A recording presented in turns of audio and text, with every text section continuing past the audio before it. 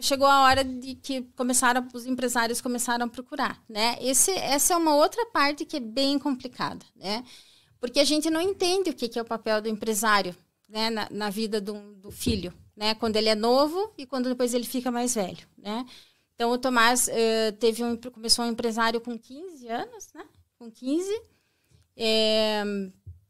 Era um empresário de longe, não era daqui, era de São Paulo. Ele tinha uma outra pessoa que acompanhava, então essa empresa tinha uma pessoa que acompanhava sempre o Tomás, vinha nos jogos e tudo. Era super bacana, orientava o Tomás, ajudava a gente, né? Mas assim, eu sempre tive na minha cabeça que o meu filho era responsabilidade minha, tá? Em relação a questões financeiras, questão de comprar material, tudo isso. Então, eu já tinha isso na minha cabeça. Ganhou chuteira? Ganhou. Ganhava sim, mas o nosso objetivo naquele momento era que o Tomás tivesse uma orientação na questão do esporte, na questão do futebol mesmo. Né? Continua, como que ele faz, se está acontecendo alguma coisa no treino, se o técnico está assim assado, se o gestor está implicando com alguma coisa, a gente tinha um suporte de um profissional que pudesse nos orientar.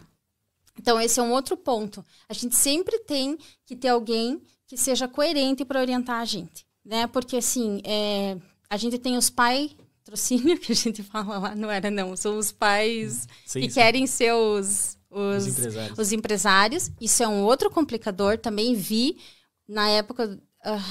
não pode falar? Claro que pode. Não pode falar. Fiquei preocupada. Não vou falar o nome. Não, pode Mas falar, o que eu via, né? Eu via o Tomás com o empresário dele, via como que o empresário mais ou menos atuava, e eu via outros que o empresário, os pais procuravam empresários que dessem dinheiro para os meninos, um salário. E isso foi uma coisa que me preocupava muito também, porque você não tem a liberdade também de ir e vir, e que você não tem a liberdade de determinadas coisas e que a gente não quer passar pelo processo, né? Então, assim, os nossos filhos precisam passar pelos processos. Não são todos os meninos que, por exemplo, com 15, 16 anos já estão fora, né? Ou nem sei se pode mais, não existe isso, né? Mas, ou, sei lá, outro clube procure... Que seja um bambambam, né? São poucos, se a gente pensar. Só que, às vezes, eu vejo os pais tipo, vendendo, assim, um pouco dos filhos. Vi pais atrapalhando o processo também, né? Eu vi meninos perdendo, por exemplo, patrocínios, porque o pai se meteu numa negociação do empresário. Eu vi pais pulando de empresário para empresário, e eu vou te dizer, todos esses exemplos que eu estou te dando foram meninos que não foram para frente. Foram meninos que pararam com 17 anos, 17, 18.